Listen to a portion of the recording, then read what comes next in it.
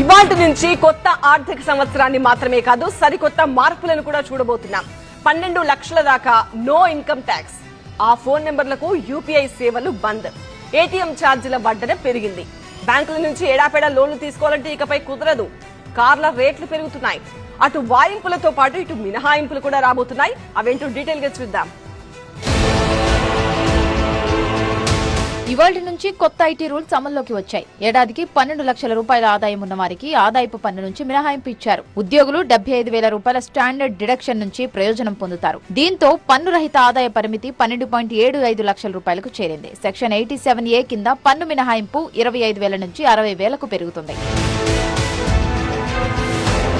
Senior సిటిజన్ల bank ఎఫ్డీలపై వచ్చే వడ్డీ ఆదాయంపై టీడీఎస్ మినహాయింపు 50,000 రూపాయల నుంచి లక్షకు పెరిగింది. 60 ఏళ్లలోపు వ్యక్తులకు ఈ మొత్తాన్ని 40,000 నుంచి 50,000కి పెంచారు. బ్యాంకుల నుంచి ఎడ్యుకేషన్ లోన్ తీసుకుని ఆ మొత్తాన్ని విద్యార్థి ఫీజు కోసం విదేశాలకు పంపితే ఇకపై ఎలాంటి టీడీఎస్ ఉండదు. అప్డేటెడ్ ఐటీ రిటర్న్స్ ఫైలింగ్ పరిమితిని 24 నుంచి 48 నెలలకు పెంచారు. గృహ అద్దె ఆదాయంపై మినహాయింపు 2.4 లక్షల నుంచి 6 లక్షల రూపాయలకు పెరుగుతుంది. వార్షిక ప్రీమియం 2.5 లక్షల రూపాయలకు మించిన యూనిట్ లింక్డ్ ఇన్సూరెన్స్ ప్లాన్స్ నుంచి ఉపసంహరణలు మూలాధన లాభాల్లోకి వస్తాయి.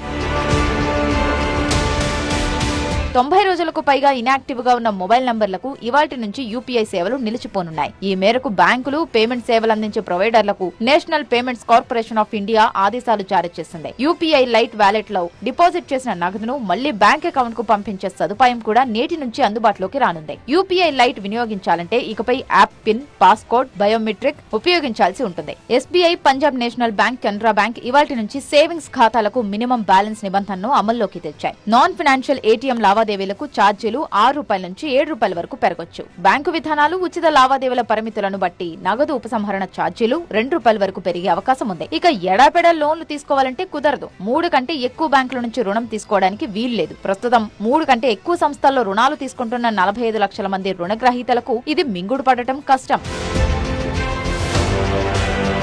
కేంద్ర ప్రభుత్వ ఉద్యోగులకు పాత పెన్షన్ విధానాన్ని యూనిఫైడ్ పెన్షన్ స్కీమ్ కింద అమలు చేస్తారు. 25 సంవత్సరాల కంటే ఎక్కువ సర్వీస్ ఉన్న ఉద్యోగులు గత 12 నెలల్లో వారి సగటు మూల వేతనంలో 50% సమానమైన పెన్షన్ పొందుతారు. ఇది సుమారు 23 లక్షల మందికి ప్రయోజనం చేకూరుస్తుంది. ఇవాల్టి నుంచి జీఎస్టీ రూల్స్ లో కూడా మార్పులొచ్చాయి. 10 కోట్ల రూపాయల కంటే ఎక్కువ టర్న్ ఓవర్ ఉన్న వ్యాపారులు 30 రోజుల్లోపు ఈ ఇన్వాయిస్ పూర్తి చేయాలి. పాత జీఎస్టీ వినియోగదారులు తమ వివరాలను నవీకరించాలి. రోజుకు 7,500 రూపాయల కంటే ఎక్కువ రూమ్ టారిఫ్ ఉన్న హోటళ్లలోని రెస్టారెంట్లు 18% జీఎస్టీ పరిధిలోకి వస్తాయి. Maruti Suzuki 4%, Hyundai, Mahindra, Tata Motors, Renault, Kia వంటి కంపెనీలు 2 నుంచి 4% కార్ల రేట్లు పెంచుతున్నాయి. ఇక ఉత్తరప్రదేశ్ లో ఇవాల్టి నుంచి స్టాంప్ పేపర్లు కనపడవు. ఈ స్టాంప్ పేపర్లు అందుబాటులోకి వస్తాయి. యూపీలోని నోయిడా జిల్లాలో లిఫ్ట్ చట్టం అమల్లోకి వచ్చింది. ఏప్రిల్ 1 లోపు లిఫ్ట్ ఆపరేటర్లు తమ లిఫ్ట్లను తప్పనిసరిగా రిజిస్టర్ చేసుకోవాలి. లేటుగా రిజిస్టర్ చేస్తే మొదటి 7 రోజులకు రోజుకు 100 రూపాయలు జరిమానా విధిస్తారు. 7 రోజుల తర్వాత ఇది రోజుకు 200 రూపాయలకు పెరుగుతుంది.